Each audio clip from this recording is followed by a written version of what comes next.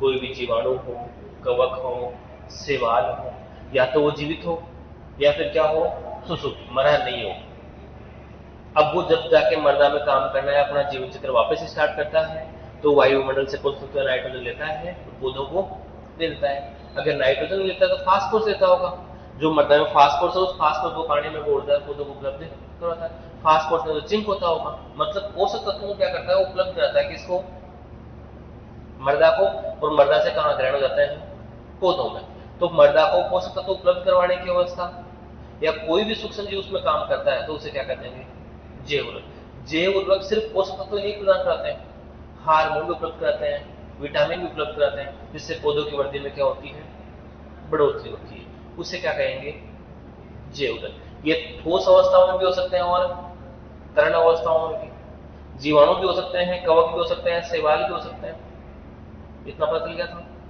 जैव उर्वरक जो है वो कितने प्रकार के थे, 6 प्रकार के। कौन कौन से, नाइट्रोजन को स्थिरीकरण करने वाले, फास्फोरस को बदलने वाले, पोटेशियम को बदलने वाले, जिंक को बदलने वाले, उत्प्रेरक होते हैं, जैसे कंपाउंड उत्प्रेरक की बात की थी। और कौन सा होता है, प्लांट ग्रोथ प्रमोटर हार्मोन होते हैं। ये टोटल कितने टाइप के हो गए, 6 टाइप के। आपको याद हो तो कल मैंने बताया था, कल भी बताया था, परसों बताया था। ये कितने टाइप के होते हैं, जैव उर्वरक 6 प्रकार के। नाइट्रोजन को स्थिरीकरण करने वाले, फास्फोरस को बदलने वाले, कंपोस्ट उत्प्रेरक, पौधों की वृद्धि के लिए राजविक्रिया, जिंक विलेयकारी और पोटेशियम विलेयकारी। इसे हार्मोन कहेंगे, जो क्या काम करता है,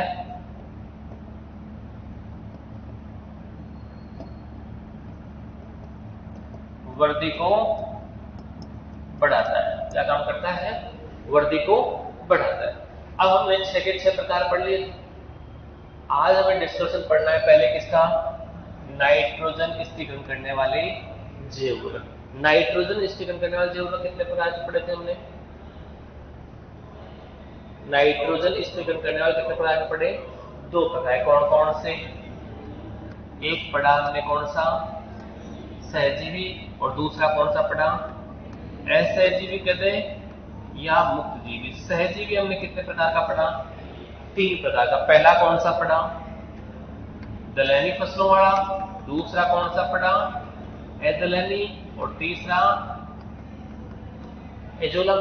तो सबसे पहले किसकी बात करेंगे, दलहनी फसलों। अब दलहनी फसलों में नाइट्रोजन का स्थिरीकरण कौन करता है,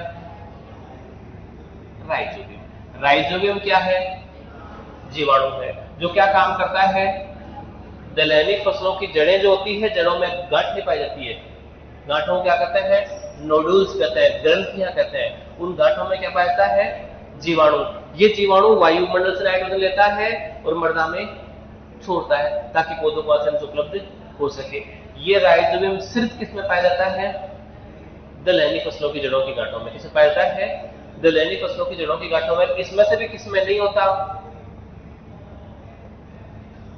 किसमें नहीं होता, राजमा। राजमा दलहनी फसल है, लेकिन इसकी जड़ों में गांठें भी नहीं होती, जीवाणु भी नहीं होता, नाइट्रोजन का स्थिरीकरण भी नहीं करता। बाकी सभी दलहनी फसलें करती हैं, ग्रंथियों में रहता है। ये जीवाणु वायुमंडल से नाइट्रोजन का अवशोषण करता है, इससे भी करता है, अंत पौधों को उपलब्ध होता है।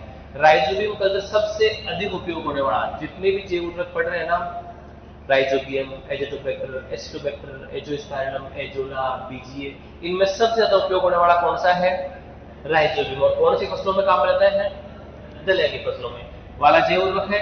ये केवल दलहनी फसलों में प्रयोग किया जाता है। राइजोबियम विशेष प्रकार से दलहनी फसलों में। मैंने कई बार कहा है कि एक प्रकार का जैव उर्वरक एक ही प्रकार का पुष्प उपयोग करता है। जैसे नाइट्रोजन वाले सिर्फ नाइट्रोजन, फास्फोरस वाले फास्फोरस, पोटेशियम वाले पोटेशियम, जिंक वाले जिंक। और इनमें भी अलग अलग प्रजाति अलग अलग पौधों में क्या करती है, स्थिरीकरण। ऐसे भी राइजोबियम की कई प्रजातियां जो है अलग अलग पादपों में क्या करती है, नाइट्रोजन का स्थिरीकरण करती है। दलहनी फसल की एक विशेष प्रजाति के साथ जड़ ग्रंथियां बनाते हैं, जिसे क्या कह सकते हैं, क्रॉस इनोकुलेशन। किसे कहोगे क्रॉस इनोकुलेशन, बताओगे? एग्रीकल्चर वाला टीचर एग्रीकल्चर पढ़ाएगा, बायोलॉजी वाला बायोलॉजी, फिजिक्स वाला फिजिक्स, मैथ वाला मैथ। इसे क्या कहते हैं, क्रॉस इनोकुलेशन। बायो वाला फिजिक्स नहीं पढ़ाएगा। तो एक विशेष नाइट्रोजन या जीवाणु की प्रजाति एक विशेष पौधे के साथ संबंध रखती है या विशेष दलहनी पौधे की जड़ों के साथ संबंध बनाती है, उसे क्या कह दोगे? क्रॉस एनाफिलिएशन। समझ जाओगे? राइजोबियम की विशेष प्रजाति ही दलहनी फसलों की एक विशेष प्रजाति के साथ जड़ग्रंथियां बनाते हैं, उसे क्या कहते हैं? क्रॉस एनाफिलिएशन। राइजोबियम की भी अलग प्रजाति है और पौधे की भी अलग प्रजाति है, वो भी दलहनी में भी। जैसे रिजिका की प्रजाति है, या रिजिका एक पौधा है, दलहनी फसल की प्रजाति है, इसके साथ राइजोबियम कौन सी प्रजाति क्रॉस एनाफिलिएशन करेगी? राइजोबियम मिलिलोटी। अगर राइजोबियम मिलिलोटी जवार के साथ ही बना ले, मक्का के साथ ही बना ले, तो दलहनी नहीं है, तो फिर वो क्रॉस एनाफिलिएशन नहीं है।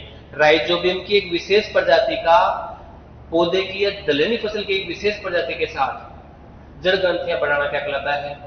क्रॉस एनाफिलिएशन। जो फ्रेड एवं साथियों द्वारा, वैज्ञानिक का नाम है फ्रेड और साथी, साथियों द्वारा 1932 में प्रतिपादित किया गया। कौन सा वाला? Cross एनाफिलिएशन group. राइजोबियम तथा दलहनी फसलों के आपस में जड़ ग्रंथियां बनाने की विशेषता के आधार पर कितने प्रकार का जीवाणु होता है? ये 3 प्रकार। कल भी मैंने बताया था। कौन सा? राइजोबियम, एजोराइजोबियम और ब्रेंडिराइजोबियम। कौन कौन सा? राइजोबियम, एजोराइजोबियम और ब्रेंडिराइजोबियम। कितने प्रकार का हो गया? ये 3 प्रकार का।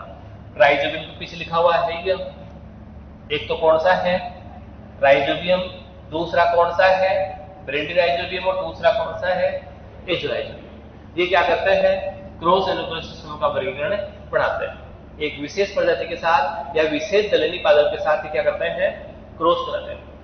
अब इसकी तालिका नीचे दी गई है, लेकिन नाइट्रोजन स्टिमुलेंट वाले इस राइजोबियम के अलावा कौन कौन से बताता हूं मैं। राइजोबियम के अलावा एक कौन सा है? एजिटोबैक्टर। कौन सा है?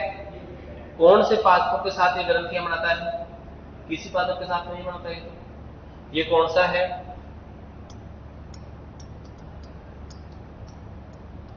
ऐसे जीवी। और ऐसे जीवी को क्या कह दोगे?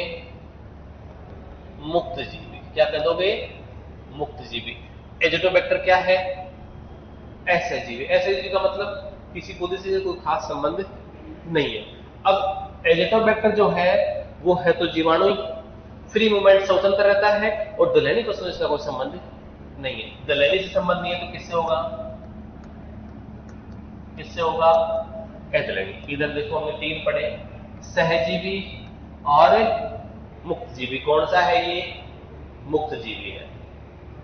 देखो यह जीवाणु स्वतंत्र रूप से, स्वतंत्र रूप का मतलब क्या हो गया?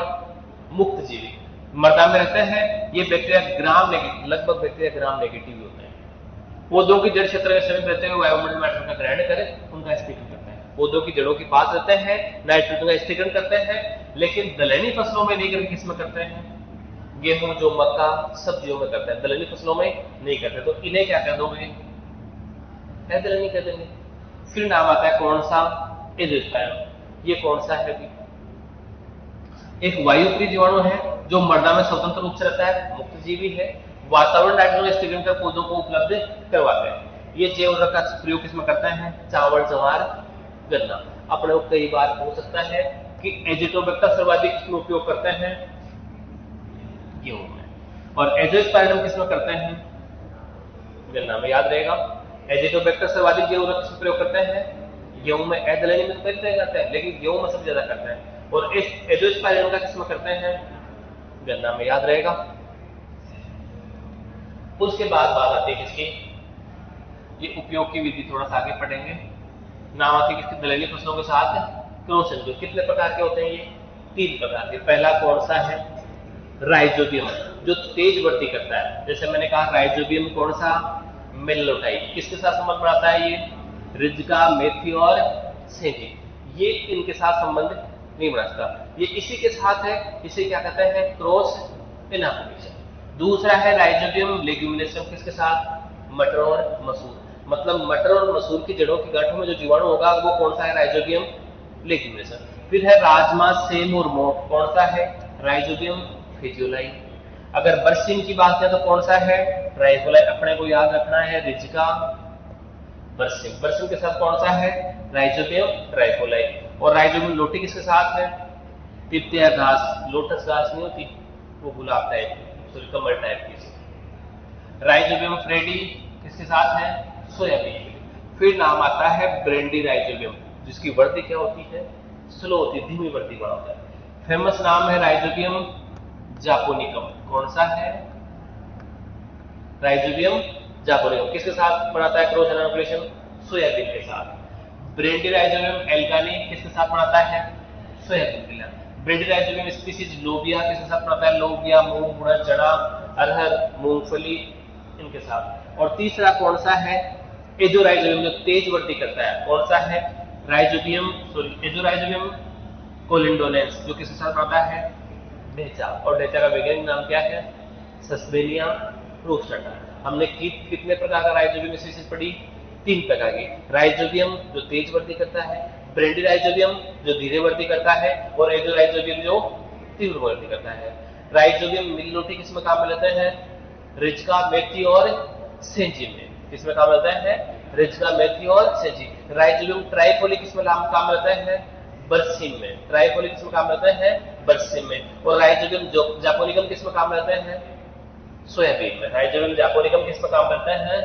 सोयाबीन में। ठीक है, ये 3 अपने को ध्यान रखने हैं, रिज्का, बरसीम और सोयाबीन। इसके बाद आता है इनका प्रयोग करना। देखो यहां लिखा हुआ है नाइट्रोजन जैवों का उपयोग करना। मैंने कल बताया था आपको कि नाइट्रोजन वाले उर्वरकों का प्रयोग जो है कितने प्रकार से कर सकते हैं? 4 प्रकार से। कौन कौन सा? पहला मैंने बताया कौन सा? बीज उपचार। दूसरा पौध कदें या जड़ उपचार। तीसरा बताओगे? कंद उपचार। और चौथा मृदा उपचार। तो ये नाइट्रोजन वाला जैव उर्वरक है या राइजोबियम है, तो राइजोबियम का अगर उपयोग करना हो कितने प्रकार से कर सकते हैं? 4 प्रकार से। पहला कौन सा है? बीज उपचार। अपन थोड़ा सा पानी में गुड़ डालें और गुड़ को क्या होने दे? मिक्स होने दे। उसके बाद उसमें राइजोबियम पाउडर मिलाएं, 200 ग्राम का, 300 ग्राम का, 400 ग्राम का पैकेट आता है, पाउडर मिलाएं, उसको आपस में अच्छा से मिक्स करें, उसमें बीज डालें, मिक्स करें, और बीज पर जब आवरण आता है उसको छाया में सुखा दें, और सूखते क्या करते हैं? उसको बुआई कर दें। तो ये तो कौन सा हो गया? बीज उपचार। हम राइजोबियम पाउडर को पानी में घोलें, उसका घोल बनाएं, और पौधे की जड़ें जो होती है उसको कुछ समय के लिए डबो कर रखें, वो कौन सा हो गया? पौध या जड़ उपचार। कंद उपचार जैसे आलू वगैरह है। राइजोबियम पाउडर, कोई सा पाउडर जो होता है उसको हम पानी में घोलें और उसमें कुछ समय के लिए क्या रख दें? कंद रख दें, तो वो कौन सा हो गया? कंद उपचार। और मृदा उपचार किसे कहोगे? हम या तो अच्छी सड़ी हुई गोबर की खाद, बिल्कुल फ्रेश ऑर्गेनिक मैटर में से, जैसे हम कंपोस्ट लें, वर्मी कंपोस्ट 50 किलो मिट्टी लें अच्छी वाली, या हम कोई भी कार्बनिक खाद दे दें, उसमें राइजोबियम पाउडर मिलाएं, उसको मृदा पर क्या कर दें? छिड़क दें, और छिड़कने के बाद क्या कर दें? जुताई। इन चारों ही अवस्थाओं में जो राइजोबियम जीवाणु है, जो पाउडर है, वो कहां पहुंच जाएगा? जमीन के अंदर। और जमीन के अंदर जब सर्वाइवल कंडीशन आएगी तो वो अपनी वृद्धि स्टार्ट कर देगा। वृद्धि स्टार्ट करेगा तो नाइट्रोजन स्थिरीकरण भी क्या कर देगा? प्रारंभ कर देगा।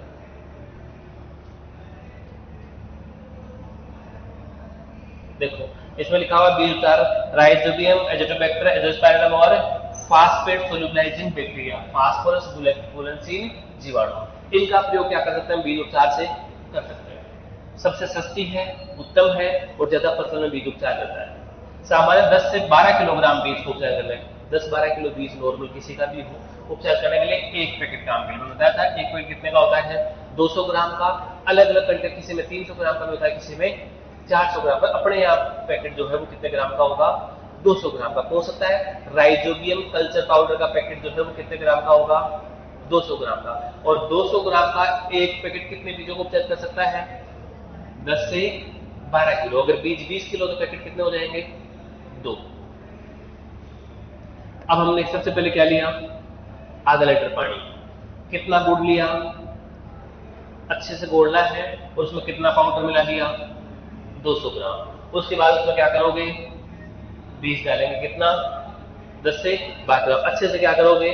मिलाएंगे, जैसे जेवरा का अच्छी तरह से समान रूप से बीजों के ऊपर चिपक जाए। बीजों को चिपक जाएंगे, उसको तैयार होते हैं, बीज को छाया में सुखाते हैं, और सुखाने के तुरंत बाद क्या कर देंगे? बुआई। क्या करना पड़ा अपने को? पानी लिया हमने, पानी लेने के बाद उसमें थोड़ा सा गुड़ मिलाया। अब ये मात्रा के अनुसार बढ़ता रहेगा। सबसे पहले तो 10 किलोग्राम के लिए, 10 किलोग्राम बीज कम होता है, उसके ऊपर आवरण चढ़ाने के लिए अब 10 किलोग्राम की एक्सपोर्ट बोए का कम से कम 100, 200, 500 किलोग्राम होना चाहिए। जितनी मात्रा बढ़ेगी उतना ही पानी बढ़ा देंगे, उतना ही गुड़ बढ़ा देंगे और बीज बढ़ेगा। तो सबसे पहले पानी लिया, पानी में हमने गुड़ डाला, अच्छे से मिक्स होने दिया, उसमें पाउडर का पैकेट डाला, आपस में अच्छे से मिलाया, उसमें बीज डाले, हाथ से मिलाया अच्छे से, जब तक उस पर क्या नहीं हो जाए, बीज पर आवरण नहीं चढ़ता है। जब आवरण लग गया उसको छाया में सुखा दिया और सूखने के तुरंत बाद क्या कर दी, बुआई। मतलब ये 24 घंटे की प्रोसेस है पूरी। 24 घंटे के अंदर क्या करते हैं हम, बुआई। अगर नहीं करोगे तो जीवाणु वही नष्ट हो जाएगा। दूसरा नाम कौन सा आता है, पौध उपचार। पौध उपचार के लिए क्या बताया मैंने, पानी लेंगे, पानी में पाउडर घोलेंगे, कल्चर पाउडर जो भी है, और जड़ों को डुबोकर रखेंगे, बस इतना सा ही। जड़ों को फिर छाया में सुखाएंगे, बुआई कर देंगे। रोपाई की जाने वाले फसलों जैसे टमाटर, गोभी, बैंगन, मिर्च, प्याज, पौध वाली यही फसलें, गेहूं की तो पौध होती नहीं है। तो पौध वाली फसलों को सर्वोत्तम विधि है, इस विधि में जैव उर्वरक की मात्रा बीज उपचार की अपेक्षा कुछ ज्यादा लगती है। बीज उपचार से ज्यादा लगी क्योंकि डुबोकर रखना है, परंतु जड़ उपचार विधि द्वारा अधिक संख्या में जीवाणु पौधे जड़ों तक जड़ों में चिपकते हैं। चिपकने के बाद कहां चले जाएंगे, मृदा में। प्रक्रिया क्या है, जीवाणु खाद को जड़ोपचार द्वारा प्रयोग रोपाई वाली फसलों में करते हैं। जैसे धान हो गया तो धान में कर सकते हो, लेकिन बाकी में नहीं करते। रोपाई जरूरी है। इसके लिए 4 किलोग्राम जैव उर्वरक, कितने किलोग्राम, 4 किलोग्राम जैव उर्वरक लेंगे, और 4 किलोग्राम जैव उर्वरक के लिए कम से कम 20, 25, 30 लीटर पानी होना चाहिए। 4 किलोग्राम कितना लेंगे, 25, 30 किलो पानी लेंगे। 25 लीटर पानी लिया, 4 किलोग्राम जैव उर्वरक अच्छे से मिला दिया, और उसमें क्या करोगे, 20 से 25 मिनट तक पौध की जड़ों को डुबो कर रखेंगे, ताकि वो जीवाणु कहां से फट जाए, पौधे की जड़ों पर। इसके बाद उस पौधों को छाया में रखेंगे, और जल्दी जल्दी क्या कर दोगे, रोपाई। पहले हमने क्या किया, 500 ml वाटर पानी लिया, 50 ग्राम गुड़ लिया, और उसमें 200 ग्राम पाउडर मिलाया, और 10 किलोग्राम बीजों को क्या कर दिया, उपचार कर दिया। फिर दूसरा कौन सा आता है, जड़ उपचार। जड़ उपचार में 25 से 30 लीटर पानी लिया, या 20 से 25 लीटर पानी लिया, 4 किलोग्राम क्या लिया, जैव उर्वरक, जड़ों को कितने मिनट तक डुबो कर रखा, 20 से 25 लीटर पानी रखा, और 20 से 25 मिनट ही डुबो कर रखा, और कल्चर पाउडर कितना था, 4 किलोग्राम। जड़ उपचार के बाद तीसरा कौन सा आता है, मृदा उपचार पढ़ लेते हैं। कौन सा है, मृदा उपचार। इस उपचार में क्या करना है, अभी मैंने बताया था कितने किलोग्राम मिट्टी लेनी है, 50 किलोग्राम। पाउडर कितना लेना है, 5 किलोग्राम। 50 किलोग्राम मिट्टी, अगर मिट्टी नहीं लेते तो क्या ले सकते हैं हम, कंपोस्ट खाद। कंपोस्ट खाद नहीं लेंगे तो FYM, FYM नहीं लेंगे तो वर्मी कंपोस्ट। कोई भी खाद हो जो गुरगुरी होनी चाहिए अच्छे से, उसको क्या कर सकते हैं, छिड़क सकते हैं। अगर ये 5 किलोग्राम जीवाणु खाद छिड़कनी होगी तो हम 5 किलो थोड़ा थोड़ा नहीं छिड़क पाएंगे, पूरे एक में कैसे होगे। लेकिन ये 50 किलो के साथ मिलाते हैं तो कितना हो गया, 55 किलो। 55 किलो को आसानी से छिड़का जा सकता है। तो ये कौन सा हो गया, मृदा उपचार। इसको क्या करेंगे, पूरे खेत में छिड़केंगे, छिड़कने के बाद क्या कर देंगे, जुताई, लिखा हुआ मिलेगा। इस मिश्रण को एक एक किस्म बुआई के समय या बुआई के 24 घंटे पहले समान मात्रा में छिड़कते हैं। छिड़कने के बाद क्या करते हैं, बुआई। अगर ऊपर छिड़क के छोड़ दोगे तो जीवाणु नष्ट हो जाएंगे। और चौथा कौन सा है, कंद उपचार। कंद उपचार के लिए क्या करना है, 1 किलोग्राम पाउडर, 40 से 50 लीटर पानी, और कंदों को डुबा कर छोड़ देना है। कितने समय के लिए, 10 मिनट। कंद होते किसके हैं, आलू, लहसुन, गन्ना, इन्हीं के कंद होते हैं, बाजरा का कंद होगा नहीं। और गन्ने को किससे उपचार कर सकते हो, एजोस्पाइरिलम। किससे कर सकते हैं, एजोस्पाइरिलम। 1 किलोग्राम पाउडर लेंगे, 40 से 50 लीटर पानी लेंगे, और उसका घोल बनाएंगे। 10 मिनट तक इसको डुबो कर रखोगे, कंदों को, चाहे वो आलू का हो चाहे गन्ने का हो। इससे क्या कर देंगे हम, बीज उपचार। आज हमने किसके बारे में पढ़ाया, अभी पता है, नाइट्रोजन स्थिरीकरण करने वाले जैव उर्वरक। जैसे सबसे पहला नाम कौन सा पढ़ा हमने, एजेटोबैक्टर। कौन सा पढ़ा, एजेटोबैक्टर। कौन सा संबंध है, सहजीवी है या सहजीवी, एजेटोबैक्टर कौन सा है, ऐसे। कौन सा है, असहजीवी। और किस में काम रहता है, एजिलिनी किस्म, मुख्यतः किसमें, गेहूं में। एजोस्पाइरिलम कौन सा है, असहजीवी, रिमूवेंट ही है, किस में काम रहते हैं, गन्ना में। तीसरा कौन सा है, राइजोबियम। कौन सा है, सहजीवी है, दलहनी फसलों में काम करता है। हम बात कर रहे हैं किसकी, नाइट्रोजन स्थिरीकरण वाले जैव उर्वरक। कितने प्रकार के होते हैं, 2 प्रकार के, सहजीवी और मुक्तजीवी। सहजीवी कितने प्रकार के होते हैं, 3 प्रकार के। दलहनी फसलों के साथ सहजीवी संबंध, एदलहनी फसलों के साथ सहजीवी संबंध, और एजुला के साथ सहजीवी संबंध। पहला कौन सा पढ़ रहे हैं? राइजोबियम। पहले राइजोबियम के बारे में लिखोगे, उसके बाद ये राइजोबियम की सारणी बनाओगे, ये वाली, यहां वाली, दोनों, ठीक है। उसके बाद इसके प्रयोग की विधियां पढ़ोगे, तीनों। क्लियर? लिखा जाए।